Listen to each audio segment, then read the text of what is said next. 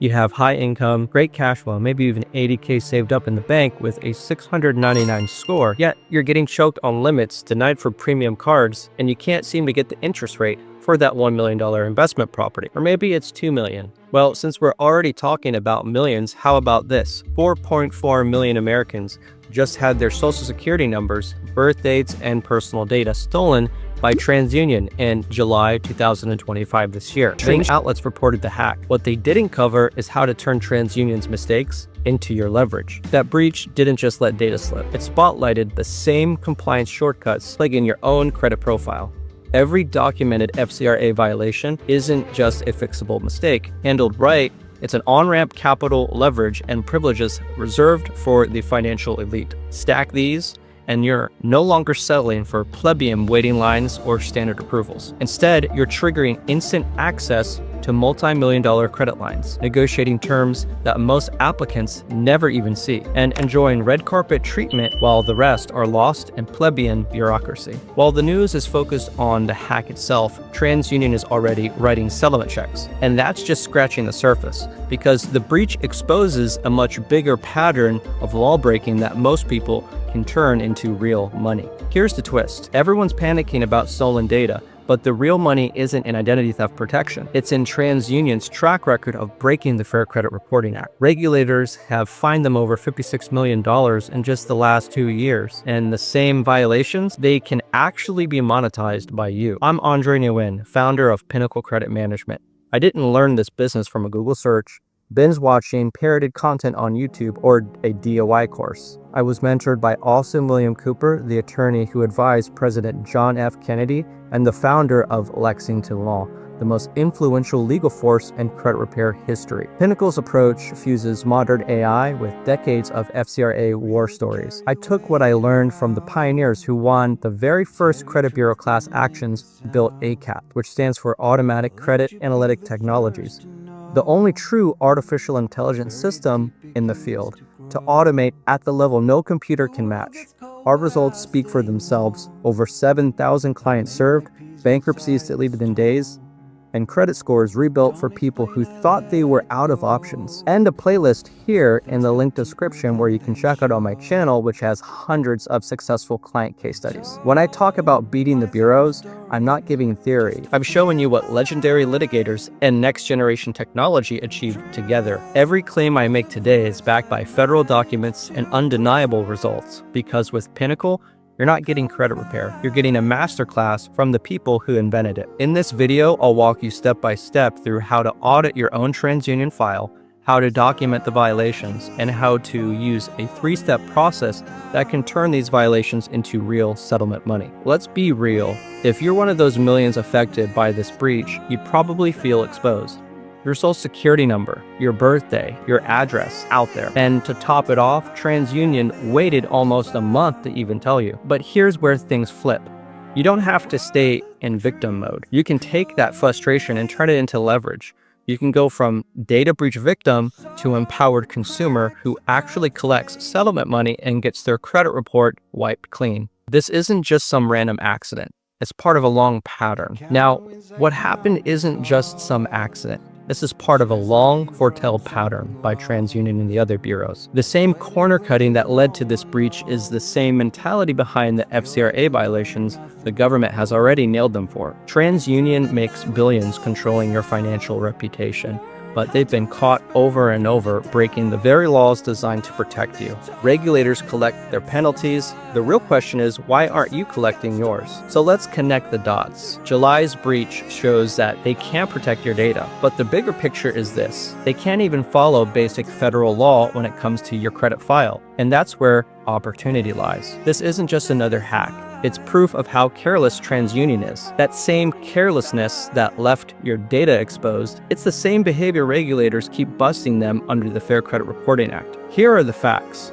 On July 28, 2025, hackers broke into a third-party Salesforce app connected to TransUnion that opened the door to 4.4 million records, names, addresses, phone numbers, birth dates, and social security numbers. They knew about it, and they waited almost a month to notify you. This was part of the Shiny Hunters ransomware campaign. The same group hitting other Fortune 500 companies But here's the connection. If TransUnion can't even secure their system, do you really think they're handling your credit disputes correctly? Of course not.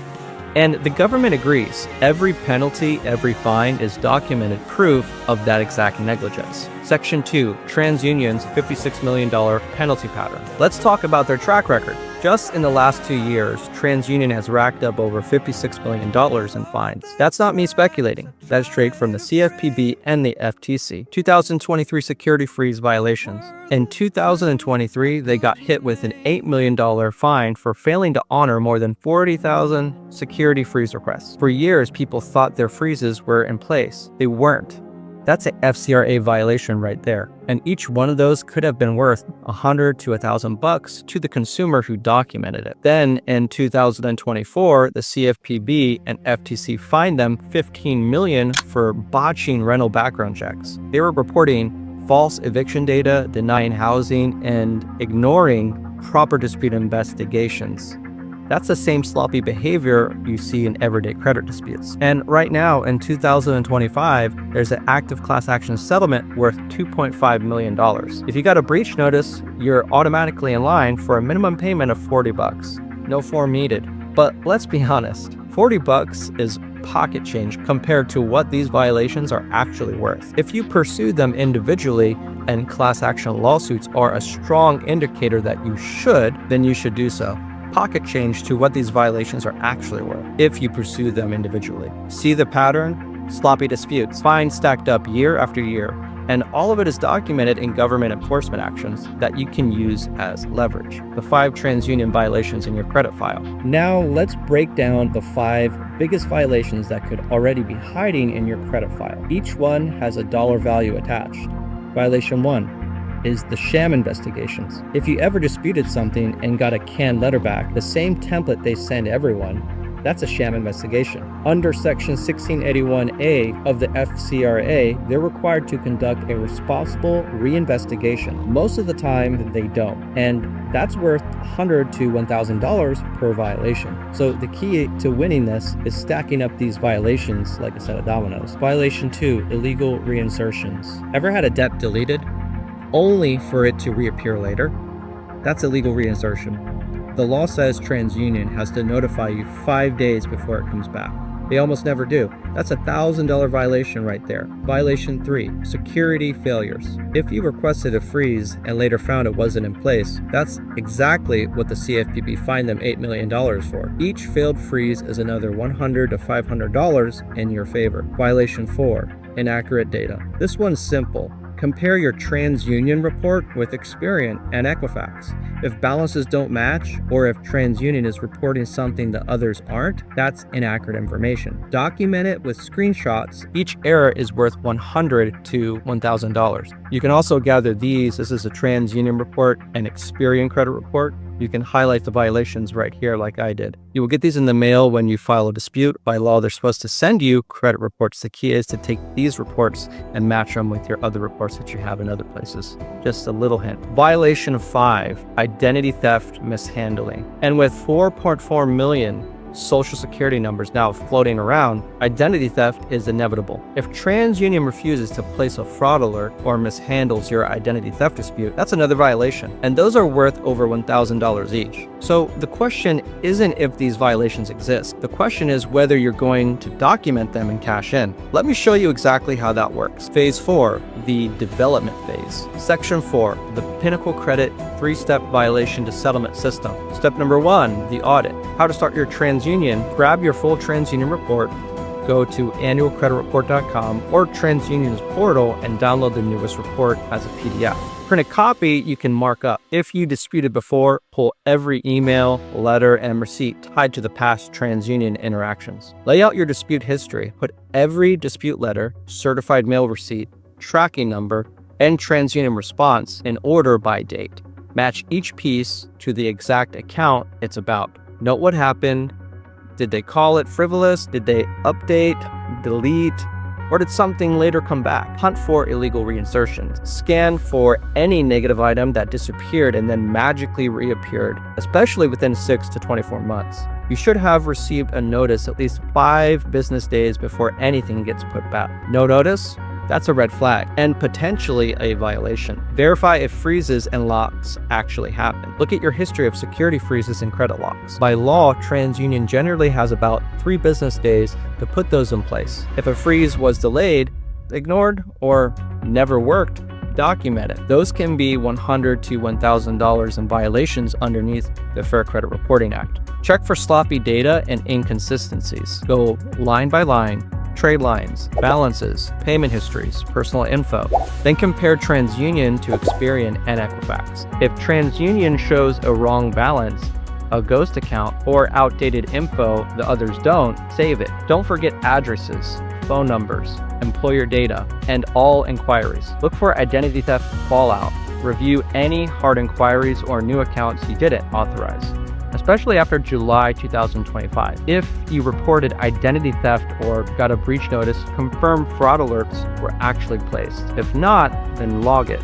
Document like a pro. Take clear screenshots, data stamp everything, and store it in a secure folder. Keep a running summary of each issue and tag it with the relevant FCRA section. For example, 1681I subdivision A for reinvestigations, 1681C for certain reporting rules. The goal is simple: clean, organized, undeniable evidence. Give yourself 1 to 2 weeks and use simple tools. A thorough audit usually takes like a week or 2. Use a spreadsheet to track items like Excel or something, color-coded folders for documents, and simple checklists to mark progress. This is very important, people. Why this all matters? This isn't just error spotting, it's a forensic prep. You're sorting issues by violation type and building leverage for disputes. CFPB complaints, attorney letters, or class action participation. Every cleanly documented problem, failed freeze, missing a fraud alert, illegal reinsertion, bad data can translate into stronger negotiations and potentially bigger settlements. Here's a quick audit checklist. Step 2, evidence collection. Build an unbreakable case. Start with the timeline. Open up a spreadsheet or a master document and log every suspected violation. Write down the date, the account, and what type of violation you think it is. Note when you first spotted the problem, when you sent in a dispute or freeze request, and how long it took TransUnion to respond. The goal here is to see your story unfold in order. Tag each issue with the law that they broke. This is where you connect the dots. For example, Section 1681I, they blew off your dispute and sent a sham response. Section 1681C, they kept reporting old, obsolete things. Section 1681S2, Subdivision B, a creditor ignored their duty to investigate after TransUnion told them. Section 1681C1, they mishandled a fraud alert or security freeze. And don't stress about mesmerizing code numbers, just keep them next to each violation in your notes. Gather the proof, stack up every letter you've sent, every certified mail receipt, every email, every reply from TransUnion. Screenshot your reports for and after you disputed. Save breach notices, class action eligibility letters, or anything that references identity theft. Think of it as building a case file. Sort it by category. Make folders labeled things like sham investigations, illegal reinsertions, freeze failures, reporting errors, identity theft. Drop your documents in the right bucket so that you can pull them instantly when needed. Highlight where they went silent. If they didn't reinvestigate within 30 days, ignored your freeze request, or failed to warn you about a reinsertion, that silence is part of your evidence. Save all those verified as accurate stuff too, or no change template letters too. They're proof of cookie cutter investigations. Keep your files clean, save PDFs as PDFs, screenshots as PNGs, and original scans in their original format. Back them up, one secured cloud copy, one encrypted local copy. Don't alter them. You want evidence, not edited files. Write short summaries. For each violation, jot down a 2 to 3 sentence recap. What happened, why it breaks the law, and what evidence you have in hand. These little narratives will make it easy to plug into the CFPB's complaint portal and a class action claim or a conversation with a lawyer. Track chain of custody. Date stamp every file. Log every submission. Every tracking number, every delivery confirmation. If it moved through your hands, make it a record. Double check everything. Reconcile your documents with your credit reports. Confirm the violation is still showing, or note if it's gone. Then cross-reference the actual enforcement orders and lawsuits and see if the government has already fined TransUnion for the same thing. That makes your case bulletproof. And step 3, settlement pursuit. This is where you escalate. File CFPB complaints back with the government's own enforcement documents. Demand records from TransUnion. And if needed, involve an attorney who knows how to negotiate these claims. Most cases resolve in 5 to 8 weeks. I've seen it happen.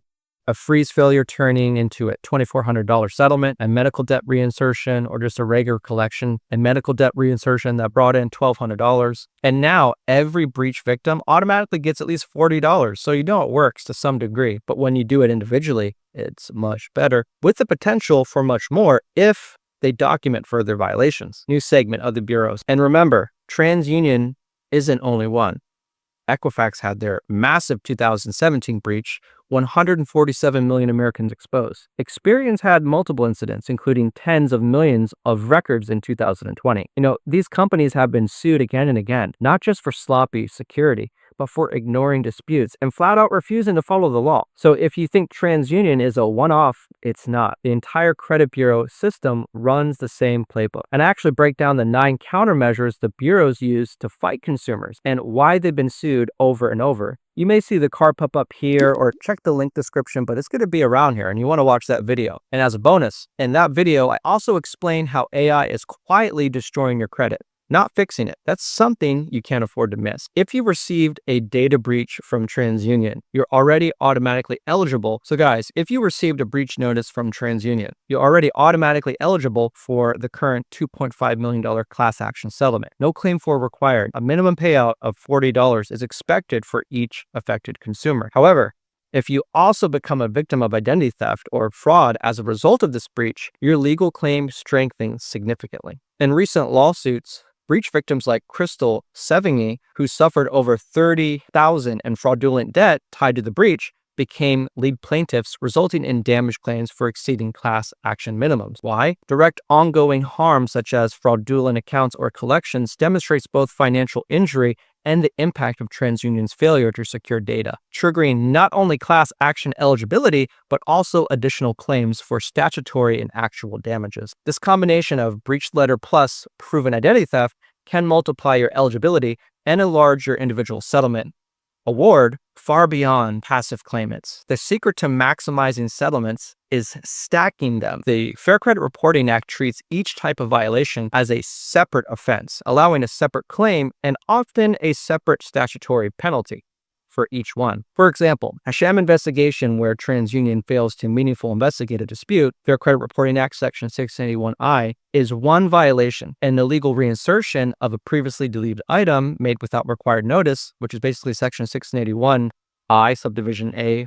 5B, another potentially worth $1,000 or more per violation. Any failed, delayed, or mishandled security freeze, like Section 1681C1, constitutes yet another reporting inaccurate information or failing to update record after a confirmed mistake is its own violation. So Section 1681EB, 1681I, each of these issues can be claimed and documented separately, entitling you to a payout or settlement per proven violation. The more you document clear evidence, date stamp files, government enforcement precedents, the more compensation you may receive. Government precedent reminder. Remember, you're not operating in a vacuum.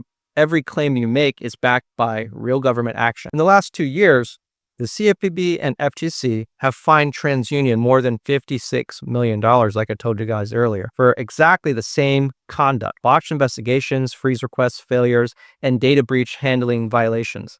If regulators demanded multi-million-dollar penalties from TransUnion for violating FCRA standards, your individual claims simply point to the same rulebook. Why does this matter?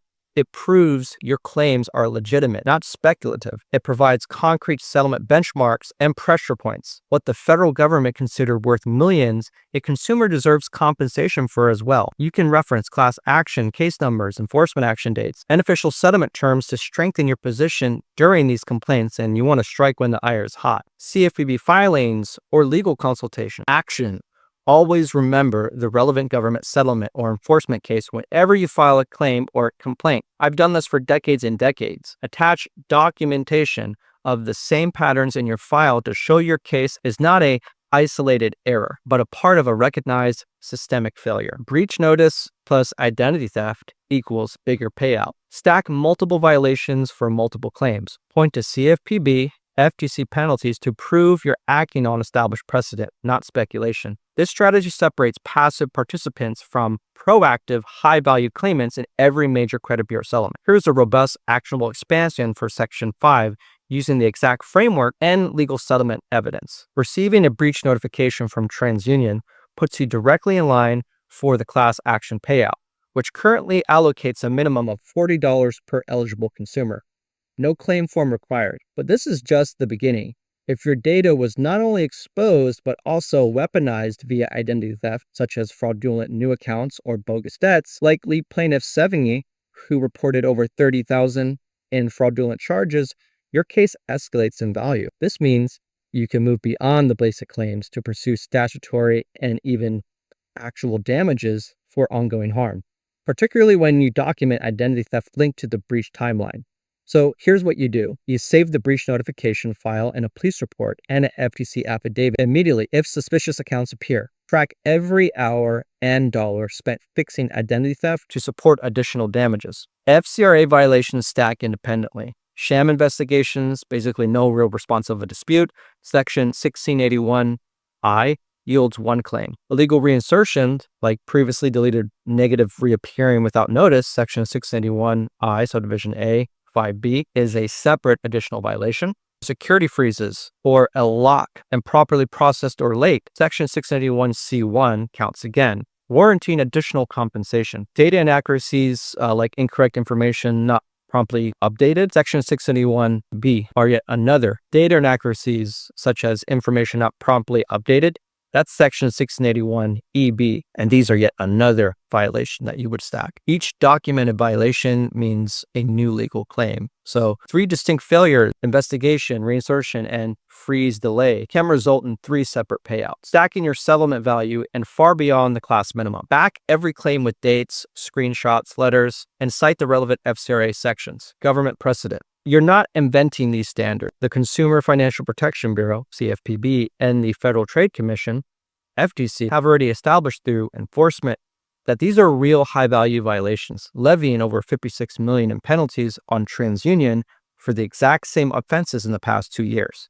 Regulatory fines, public class actions, and official CFPB orders are all irrefutable evidence that backs your personal claim. So here's how to leverage this. Quote case numbers and fine amounts in your dispute letters or CFPB complaint. Attach enforcement press releases or settlement site printouts to your evidence packet. Make clear that your complaint is part of the pattern the government itself prosecutes and penalizes. Bottom line is, this approach positions your claim as serious, credible, and backed by the legal consensus, not just a disgruntled consumer looking for a quick win. Right now, TransUnion is on his heels. It's vulnerable. They're paying class action claims. Regulators are watching them closely, and consumers like you have the perfect chance to strike while the iron's hot. You can't sit back anymore or stay a victim or hope nothing worse happens with your stolen data. You got to fight back and turn TransUnion's negligence into money in your pocket like we do here at Pinnacle Credit Management. Remember, they've already paid out $56 million in penalties